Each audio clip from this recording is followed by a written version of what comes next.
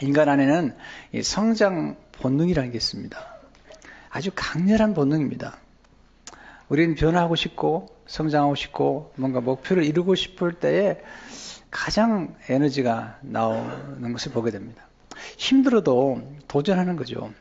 가끔 어떤 분들에게 목표를 설정하라고 말씀하면 목사님 저 생긴 대로 살 겁니다. 이렇게 말씀하시는데 이해는 되지만 좀 무책임한 말 같다는 생각을 하거든요. 그러면 아이들이 그냥 기저귀 안 갈고 살겠다 그러면 그냥 두시겠습니까? 생긴 대로 살아라. 네, 그건 아니잖아요. 아이들이 성장하면서 알파벳 배우고 또 책도 읽고 그래야 되는데 야 편하게 살아라. 그냥 괜찮다. 생긴 대로 살아라. 그건 아니잖아요. 어쨌든 우리 삶 가운데 끝없는 성장이 필요하고요. 그리고 초등학교, 중학교, 고등학교, 대학교 쭉 일정한 그런 성장의 단계가 있는 것처럼 사도 바울은 늘 지속적인 성장을 했고 믿음의 진보를 보이면서 내가 뒤에 건 잊어버렸다. 앞에 있는 것을 향해 나가겠다. 나는 끝없이 예수 그리스도의 장성한 분량에까지 이르기를 원한다. 라는 그런 삶의 도전을 가지고 때로 불편하지만 내가 하기 싫은 것도 도전하고 내가 하고 싶은 것만 하는 것은 그것은 어린아이들이 하는 거죠. 어린아이들도 그렇게 되지 않잖아요. 우리가 아이들을 사랑하고 정말 그들이 성장하기 원한다면 그들이 싫어하는 것도 시켜야죠. 그럴 때는 좋아하는 것도 절제하게 만들어야죠. 그래야지 아이들을 건강하게 키울 수 있는 거잖아요. 사도 바울은 계속해서 그런 목표지향적인 삶을 살고 그가 안락하던 것들을 내려놓고 목표지향적인 삶을 삶으로 인류 역사상 한 인간으로서 아주 성숙한 모습을 보여주고 있잖아요. 그는 선명하고 그리고 목표가 분명했죠. 오늘 본문의 말씀 다시 보시면 13, 14절 보게 되면 형제들아 난 아직 내가 잡은 줄 여기지 아니하고 오직 한 일 즉 뒤에 있는 것은 잊어버리고 앞에 있는 것을 잡으려고 표대를 향하여 그리스도 예수 안에서 하나님이 위에서 부르신 부름의 상을 위하여 달려가노라. 표대, 목표 그리고 결과는 상이 주어진다는 것을 강조하고 있습니다. 바울은 인생을 경주자에 비유하고 있습니다. 마라토너에게 비유하고 있고요. 또 운동하는 사람에게 비유하는데 마라토너에게 중요한 건 목표잖아요. 완주하는 거잖아요. 또 경기에 나가게 되면 그 컴피티션 할 때는 이겨야 되잖아요.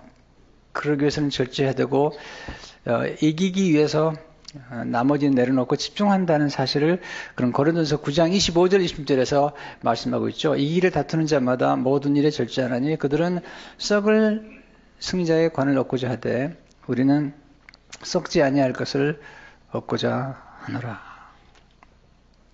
그러므로 나는 다름질하기를 향방 없는 것 같이 아니하고 싸우기를 허공을 치는 것 같이 아니하며 그런 분명한 목표, 표대를 향해서 나갔고 그걸 위해서 나머지는 포기할 줄 알았다는 것입니다. 목표를 달성하기 중요한 것은 목표에 집중해야 되고 모든 삶을 그 한두 가지 중요한 목표에 연결시키고 집중하는 게 필요한 것입니다. 우리 예수님은 분명한 목표의식을 가졌잖아요. 누가복음 19장 10절에 보면 인자가 온 것은 내가 온 것은 예수님께서 잃어버린 자를 찾아 구원하려 함이니라. 마가복음 10장 45절에 보면 인자가 온 것은 섬김을 받으려 함이 아니라 도리어 섬기려 하고 자기 목숨을 많은 사람의 대성물로 주려 함이니라. 예수님이 왜 살아야 하시며 또 무엇을 이루기 원하시는가를 알았고 십자가를 지시까지 흔들림이 없이 섬기신 것을 보게 됩니다. 분명한 목표가 있는 사람들은 활기가 있습니다. 눈빛이 다릅니다. 시간을 낭비하지 않습니다. 목표는 굉장히 중요한 거죠. 육체 한계를 뛰어넘을 뿐만 아니라 자기 안에 있는 무한한 잠재력을 드러낼 뿐만 아니라 또 다른 사람들의 도움까지도 끌어오는 것을 볼 수가 있습니다. 두 번째, 하나님 우리 안에 목표를 성취할 수 있는 잠재력을 담아두신 거죠. 가장 큰 잠재력은 뭘까요? 저는 이런 생각을 많이 하는데요. 여러분과 제 안에 담아진 가장 큰 잠재력은 하나님이시죠. 우리가 예수님을 영접했잖아요. 하나님 우리 안에 거하신다고 우리는 고백하고 기도하잖아요. 우리 안에는 하나님의 능력이 있고 또 하나님의 실력이 있는 거잖아요.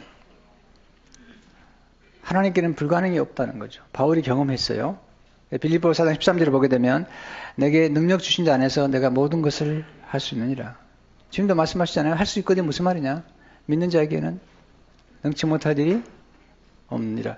성경을 암송하는 것과 그 성경을 믿는 것과는 차이가 있는 거죠. 우리는 우리 안에 있는 자원을 낭비해서는 안 됩니다. 올리버 웬델 홈즈는 말하기를 미국의 가장 큰 비극은 천연 자원의 낭비라고 볼 수 있다. 물론 이것도 비극 중 하나이다. 그러나 가장 큰 비극은 인간 자원의 낭비이다. 우리 안에는 정말 엄청난 잠재력이겠죠. 우리 인간의 두뇌 또 가지 주신 재능과 은사 무궁무진합니다. 다른 사람들이 못하기 때문에 실패한다고 생각하지 않습니다. 안 하기 때문에. 안 하는 거죠. 안 하기로 선택한 거죠. 인간 안에 있는 가능성은 정말 무한하고요. 그리고 그 가능성을 믿고 목표를 설정하고 나가면 상상을 초월합니다. 우리 안에 성령님이 계시잖아요. 중요한 건 목표를 설정할 때 우리가 누구인지, 우리와 함께하는 분이 누군지, 하나님이 우리와 함께 하시잖아요. 그리고 우리는 하나님의 자녀고 또 하나님이 우리를 보배로운 백성으로 만드셨거든요. 그리고 우리 안에 무한한 잠재력을 믿고 계시잖아요. 뿐 아니라 우리는 부르심이 있잖아요. 그 부르심에 따라서 목표를 설정하는 게 중요하죠. 목표를 설정하는 중요한 것은 내가 누구인지, 내가 사업가인지, 교육가인지, 예술가인지, 아니면 스포츠를 하는 사람인지, 또는 목회자인지 알아야죠. 저는 목회자이기 때문에 목회자로서의 목표를 설정하고 살아갑니다. 저는 하나님 말씀을 잘 증거하기 위해서 하나님을 알고 성경을 통달하고 또 이걸 잘 증거할 수 있도록 소통할 수 있는 그런 것들을 끊임없이 연구하고 노력합니다. 하나님 말씀을 잘 전하려면 성경을 먼저 알아야 되겠죠.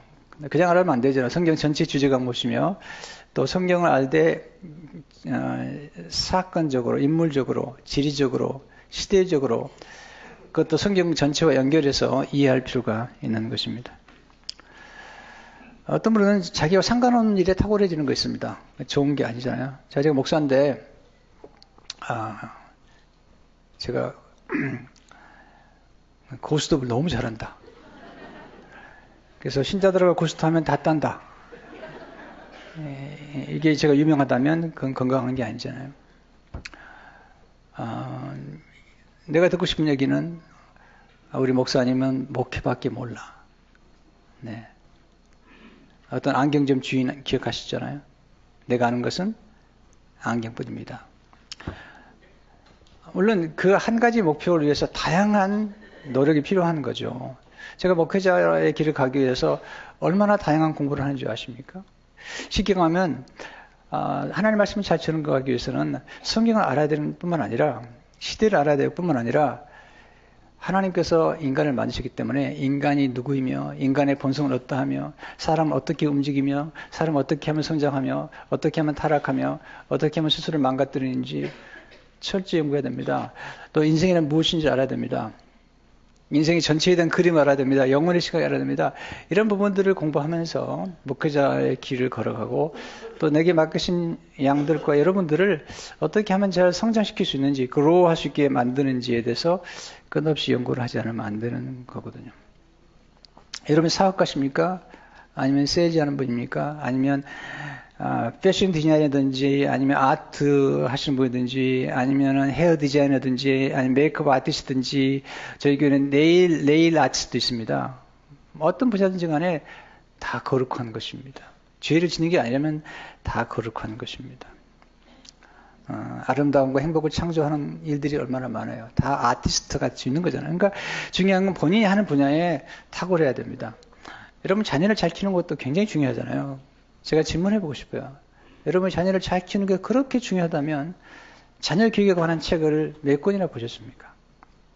정말 중요하다고 생각하십니까? 여러분 결혼하고 나서 결혼의 행복이 정말 중요하다고 생각하면 정말 여자는 누구인지 남자는 누구인지 여자는 어떤 마음을 가지고 살아가는지 어떤 기질이 있는지 공부해 보셨나요? 우리는 안다고 어슴하지만 모릅니다. 모릅니다. 또 나이에 따라서 어떻게 바뀌어가는지. 네.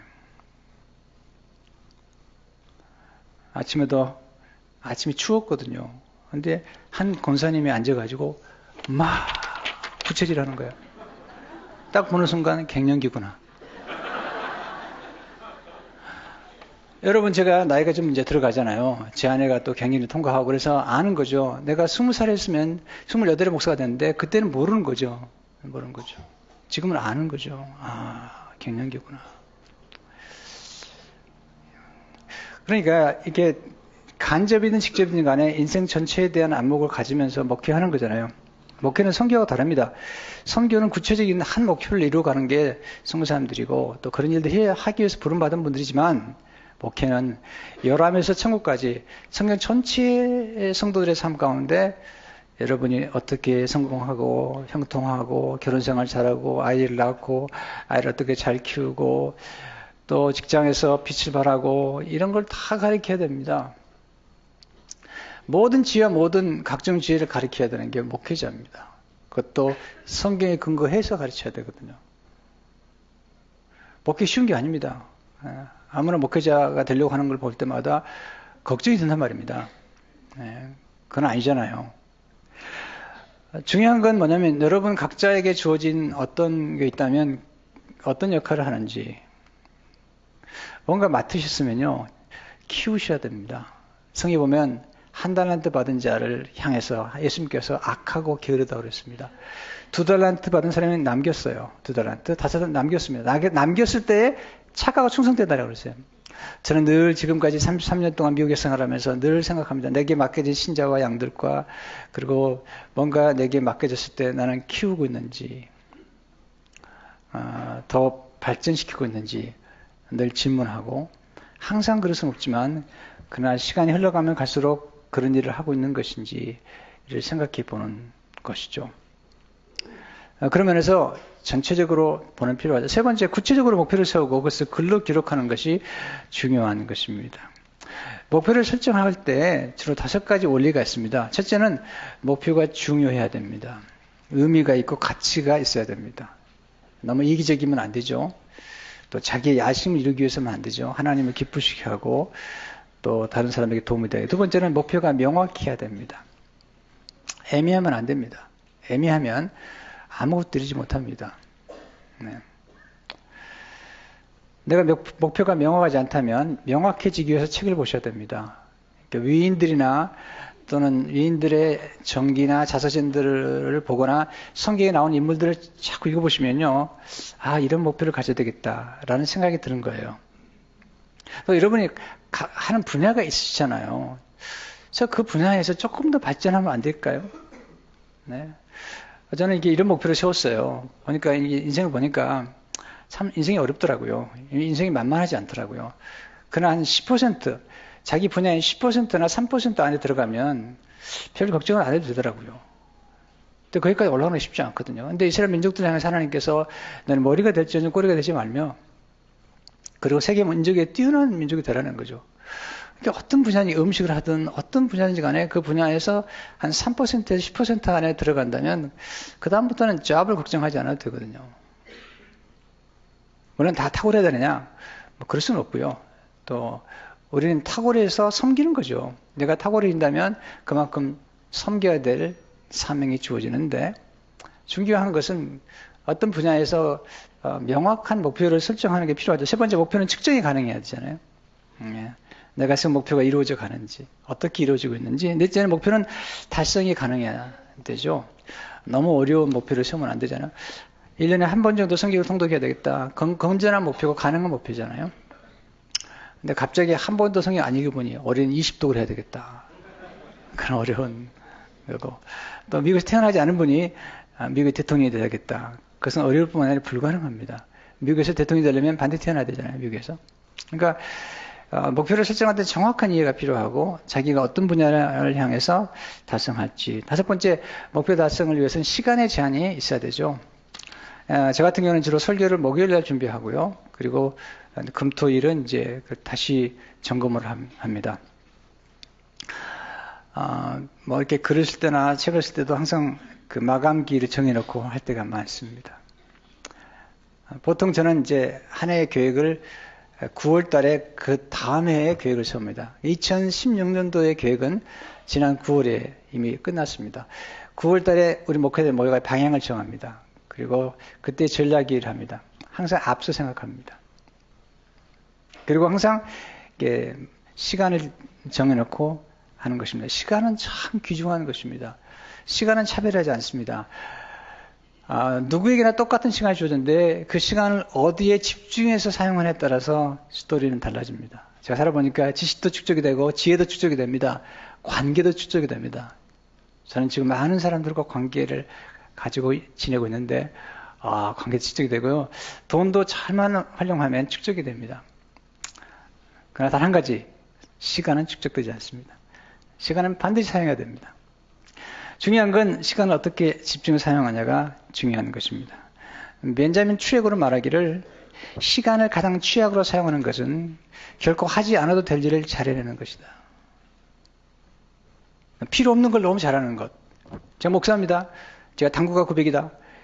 이건 좋은 게 아닙니다. 건강한 게 아닙니다. 자랑할 것도 아니고 부끄럽게 생각해야 됩니다. 당구를 하는 사람이 당구를 잘하는 건 중요한 거죠. 그러나 자기에게 주어진 삶이 있는 거죠. 부르심에 따라서 집중해서 시간을 사용하는 게 중요한 것입니다. 저는 시간을 굉장히 아까워하는 사람입니다. 그렇기 때문에 제가 설교를 하든 글을 쓰든 간에 저는 듣는 사람이나 읽는 사람들의 시간을 결코 낭비시키고 싶지 않습니다. 그래서 이 짧은 시간에 여러분이 왔을 때 집중해서 필요한 메시지 그리고 삶에 적용할 뿐 아니라 궁극적으로 하나님이 원하시는 메시지를 증거하기 위해서 노력을 하는 것입니다. 사람들은 계획을 잘 세우지 않습니다. 왜냐하면 실패할까 두렵기 때문에 목표도 설정하고 말하지 않습니다. 왜냐하면 실패할까 봐. 우리가 너무 자존감이 낮잖아요. 우리는 자신을 스스로 과대평가하는 사람보다는 스스로를 과소평가할 때가 많아요. 목표를 세우셔야 됩니다. 하나님 믿으셔야 됩니다. 처음에는 작은 목표부터 시작해야 되고요. 그걸 집중하는 훈련을 해야 됩니다. 중요한 것은 생각하는 훈련을 해야 됩니다. 토마스 에디슨 말하기를 대개 사람들은 생각하는 고생을 피하기 위해서라면 무슨 짓을 한다. 스카피가 말하기를 원죄의 뿌리는 생각의 게으름이 있다는 거예요. 뱀이 와서 유혹했을 때 아담과 하와가 조금만 생각했다면 하와가 아담이 하나님께 들은 말씀을 올바로만 들었다고 하더라도 그리고 뱀이 하는 말과 하나님의 말씀을 비교해 볼 줄만 알았더라도 원죄를 지지 않았을 거라는 거죠. 그래서 우리가 중요한 건 사람들을 변화시키기 위해서 먼저 해야 될 것은 행동보다도 생각의 변화, 의식의 변화가 중요합니다. 왜냐하면 장기적으로 봤을 때는요, 의식의 변화가 더 먼저입니다. 생각과 의식의 변화가 없이는 행동의 변화가 잠깐 동안 행동의 변화를 있지만 지속적인 변화를 하려면 반드시 의식의 변화, 가치관의 변화, 조금 더 어려운 표현을 쓰면 세계관의 변화라고 그러죠. 생각의 프레임이 바뀌어야 되거든요. 네, 그런 면에서 생각하는 훈련이 필요합니다. 제가 여러분들에게 왜 이렇게 설교를 강조하고 평생 학습을 강조하고 독서를 강조하냐면 지성이 개발돼야만 유혹도 이길 수가 있는 거예요. 유혹에 쓰러지는 분들은 대부분 충동적인 사람들입니다. 여러분 지성이 개발돼서 이런 죄를 지면 어떤 결과를 가져오며 내 자녀와 내가 섬기는 공동체와 그리고 내 가족들에게 어떤 결과가 나올 거라고 생각을 정확하게 할 수 있다면 그리고 모든 생각을 그리스도에게 사로잡아오라고 하는 고린도서 10장 5절의 말씀처럼 모든 생각을 그리스도에게 사로잡을 수 있다면 아니 모든 감정을 트러스트 하지 말고 내가 다쓸 수 있다면 그건 굉장히 지성이 개발된 거죠. 가끔 이런 분을 만납니다. 목사님들이 신자들 많이 가르치지 마세요. 가르치면 덤빕니다. 여러분 그건 제대로 안 가르쳐 들었습니다.